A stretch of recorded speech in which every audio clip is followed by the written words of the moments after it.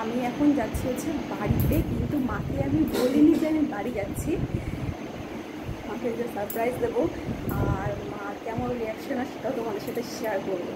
তো আমি চটপট করে রেডি হয়ে গেছি, আর ওই যে আমার পাতিদেব রেডি হচ্ছে, উনি যাবে ডিউটিতে আর আমি যাবো বাড়ি। তো ভেবেছিলাম চুলটাকে একটা ক্লিপ দিয়ে ছেড়ে দেবো, কিন্তু যা গরম লাগছে অসম্ভব, ছাড়া অসম্ভব। আমার ঠিক মনে পড়ে না লাস্ট করে আমি চুল ছেড়েছি, ও বার্থডেতে রাত্রেবেলা একটু ছেড়ে দেওয়ার জন্য চুলটা একটু করেছি। তো চলো আমি বৃষ্টি চলে যাচ্ছি, একটু আরে নাকি বলছে যে বৌমা আমায় দাঁত সুন্দর করেছে মন্দিরটা।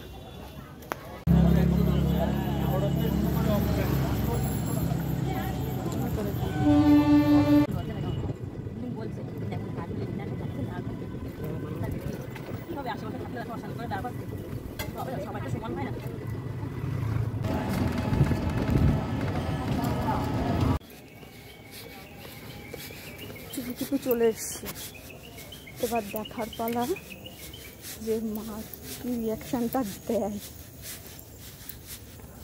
বৃষ্টি পড়ছে, আমি যে বৃষ্টি পড়বে না এটা হতেই পারে না।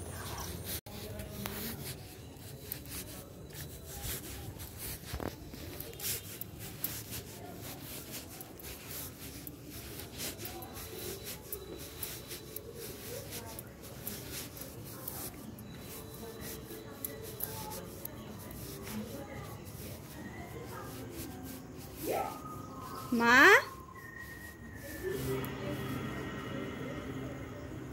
ও মা,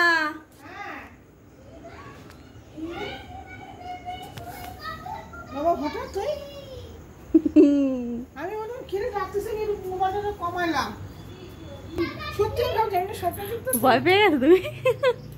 আমি সত্যি ভয় পেয়ে গেছি।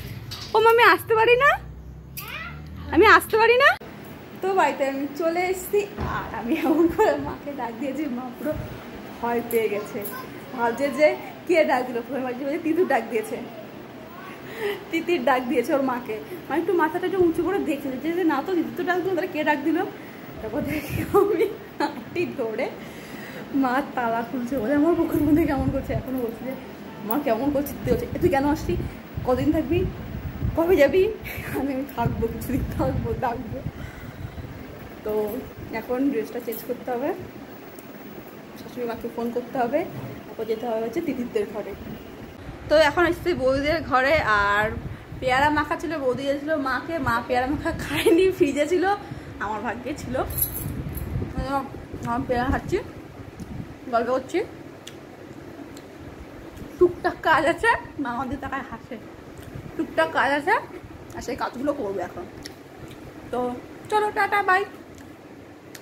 কেমন লাগলো ভিডিওটা বলো, দেখাবে নেক্সট ভিডিওতে, টাটা।